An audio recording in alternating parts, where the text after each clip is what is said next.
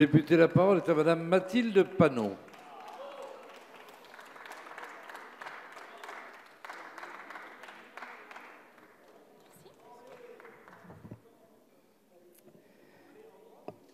Monsieur le ministre, puisque vous avez peur d'être trop subtil et trop intelligent, puisque vous pensez que le peuple est en grève car il ne comprend pas tout, je vais vous aider. Nous savons maintenant que LREM signifie la retraite en moins.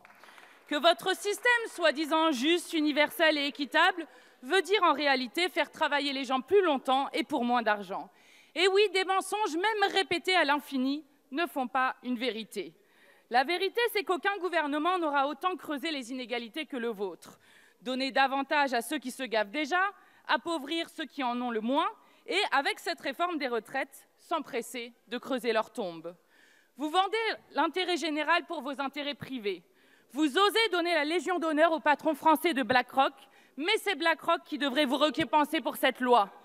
Vous pourriez même leur céder votre place et assumer que cette Assemblée devienne, jusqu'à la fin de l'examen du projet, un conseil d'administration exceptionnel du fonds de pension américain. Pour faire main basse sur les 300 milliards de retraites, vous ne faites pas seulement les poches aux Français et aux Françaises, vous détruisez par le même coup les conditions de notre survie. BlackRock, je le rappelle, c'est des actifs dans 17 000 conseils d'administration à travers le monde, dont Monsanto l'empoisonneur, Total le pollueur, Bouygues le bétonneur et AXA le spéculateur. Vous savez si bien vous entourer. Vous n'avez aucune limite pour servir les puissances de l'argent qui n'ont guère plus que vous pour les défendre.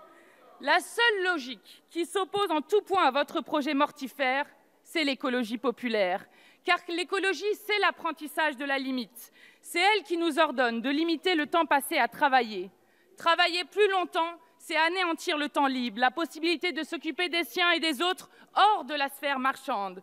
C'est une entreprise de destruction de toute forme de vie intérieure. Nous ne sommes pas des êtres corvéables à merci, à essorer dans la centrifugeuse de l'argent et de la consommation.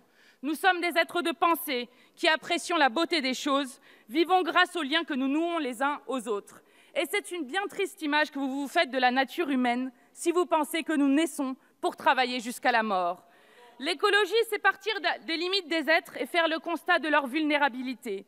Travailler 2 à 3 années de plus, c'est peut-être facile lorsqu'on siège dans un hémicycle ou dans un bureau de direction, mais pour beaucoup d'autres, cela ne signifie pas autre chose que la mort. Je pense aux égoutiers, aux fossoyeurs, aux boucherons, à celles et ceux pour qui l'âge de départ à la retraite que vous proposez coïncide avec celui de l'achat du cercueil.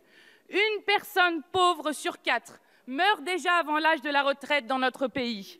Voici ce que vous allez encore aggraver, un monde où les gens vont passer du travail au cimetière. L'écologie populaire, c'est reconnaître les limites physiques des êtres, mais également les limites du vivant.